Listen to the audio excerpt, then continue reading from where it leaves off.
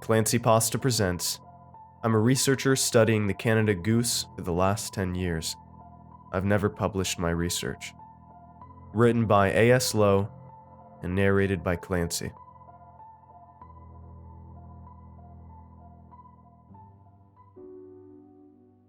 Specifically, my small team and I study a small population of Canada geese that migrates to Arizona during the winter months from Alaska. This work mostly involves checking the new adults tagged during the summer months from our sister team in Alaska.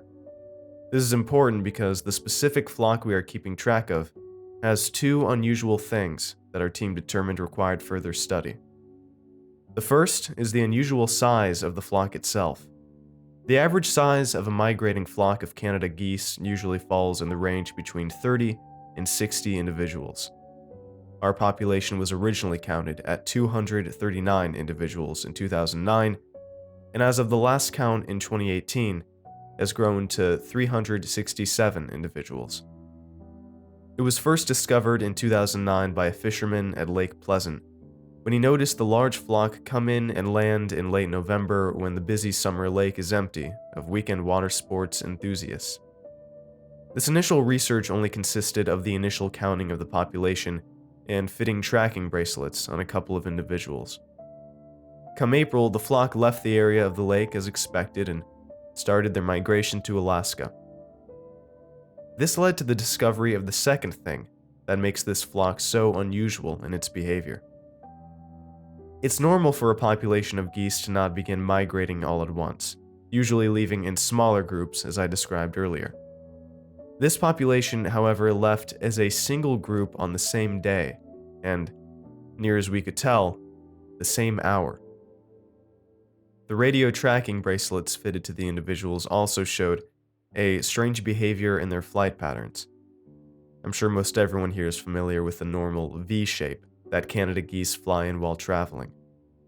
Without going into much detail, it's the most optimal pattern that the flock can fly in order to conserve energy for the long trip to their breeding grounds during the spring and summer months. We honestly thought it was a mistake when the first reading of the GPS tracking bracelet came and showed that our flock wasn't flying in this V formation. Because of the few amounts of GPS units our team could afford at the time, it was impossible to tell what the formation was, but the distribution of tracked individuals showed definitively that the flock could not be flying in the V pattern normal for Canada geese. With the unusual size of the flock and our initial findings of the flight pattern, it wasn't hard to secure funding for more GPS units to attach the next time the flock appeared at the lake. It also allowed us to get in contact with the closest ornithology professor in Alaska in order to get an accurate account of their breeding grounds.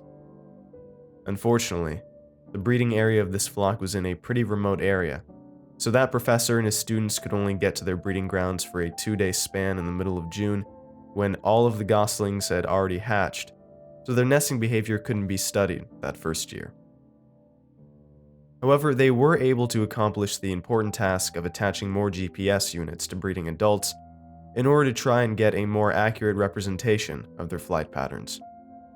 They also gave us an accurate number of individuals in the population. As expected, the GPS units transmitted the first migration data in the middle of October. We were expecting exciting results, as with the inclusion of the new units, we would be able to get a more accurate picture of what their unusual flight pattern actually was. The flock left Alaska in a single hour and formed into the most noticeable pattern 3 hours afterwards. The pattern wasn't very clear despite the number of GPS units attached, but this could be attributed to the unusual size of the flock. It was actually one of the research students working in my team that put the dots together, quite literally, as our readout of the flight pattern was only a number of dots representing each individual with a unit on it. The student, who I won't name for anonymity, sent me the readout when the flock was somewhere in British Columbia. While missing obvious spots, it was possible to make out a word. Butcher. Yes, you read that correctly. The geese were flying in a formation that spelled out the word butcher. Like I imagine most of you are doing right now, I dismissed the image. It had to be an error on the GPS units, or the student was reading too much into it and connecting dots that weren't there. The geese landed at Lake Pleasant in early November. By sheer chance, the same fisherman that had seen them the first time was out fishing again when they approached the lake and informed us of their arrival again. I remember the email from him because he emphasized how freaked out he was when he first saw them in the distance. Freaked out because he clearly saw that the flock was flying in a pattern that spelled out his last name, Butcher. Coincidence. That was the only thing that made sense to think at the time. Or maybe my student had been playing a joke on me with the GPS tracking image, and the fisherman was involved. I stopped thinking that when I saw an image of the fisherman's face on the local news 2 weeks later with his full name, Jonathan Butcher, plastered on my TV screen. According to the news anchor, he had been murdered by his wife when he was caught watching porn. A senseless and sad way to go, but I still refuse to believe it was anything more than coincidence. The next couple of months were filled with multiple trips to Lake Pleasant, attaching more GPS units we managed to scrape together, and getting another count of the population for our records. The flock left in April as a single unit, just like last year, although we weren't able to get a visual on what their finalized pattern looked like until the first GPS readings came in a couple of hours later. This time the word they spelled out was much clearer, as the new GPS units filled up many of the gaps we had seen in the previous readings. Shilling. This was when I finally started to believe that something strange was going on. As I had gotten these readings myself, it would have been impossible for any of my team to change or mess with them. The word itself didn't mean anything to me, besides being the name of a former pitcher for Arizona's MLB team.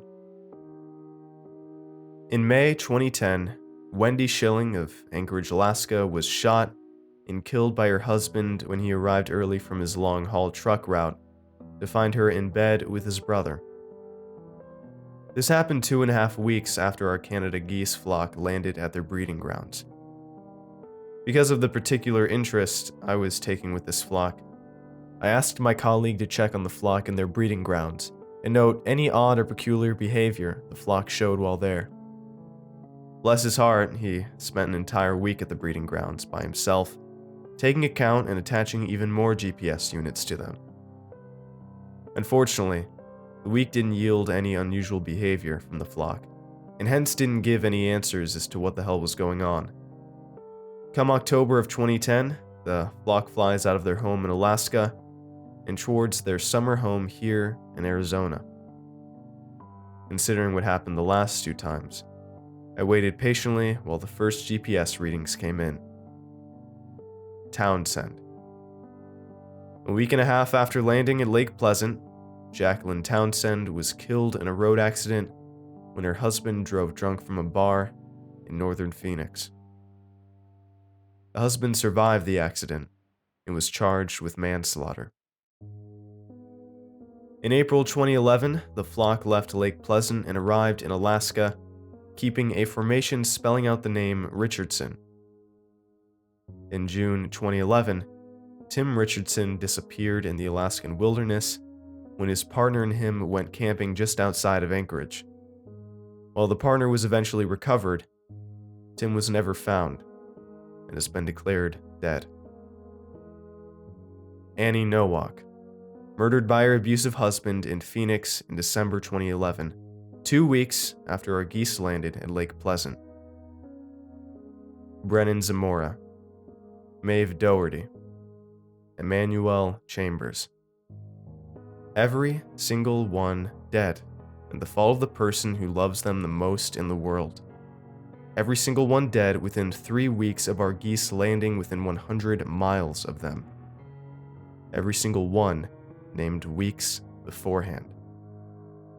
Because I don't want to sound like a crazy person and get all of my funding cut for my other research, I've never published the results of this research. However, I feel the need to mention this because the geese left their winter home at Lake Pleasant yesterday. just like all of our GPS readings over the last decade. The formation of the bird spelled out a name. I'm currently on a working vacation with my wife in Anchorage to try and see this group of geese come in for myself. So I was excited to look at the first GPS readings for the flock yesterday. I became a lot less excited when I saw the name that they spelled out. Stevenson. My name is Dr. Aaron Stevenson.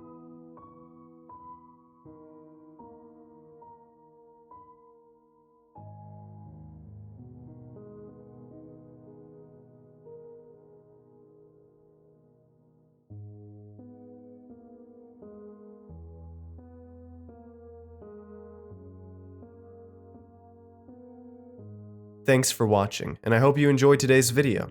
I want to give a huge thanks to all of my supporters over at Patreon and YouTube memberships. Your support makes these narrations possible, and I appreciate it a ton. If you'd like to join these lovely ghouls, you can head on over to my Patreon at patreon.com/ClancyPasta, or click the join button below to become a member. Through Patreon, you can gain access to extra videos, on-screen thanks in the end credits of every video, personal shoutouts in a special video once a month, autographed stickers, merch store discounts, exclusive Discord roles, and much, much more. And if you'd like creepy cool shirts, make sure to head on over and check out my official merch store, creepycoolshirts.com, for some awesome tees, hoodies, stickers, and more. Alright, thank you all for watching, and I hope you have a great night. Cheers.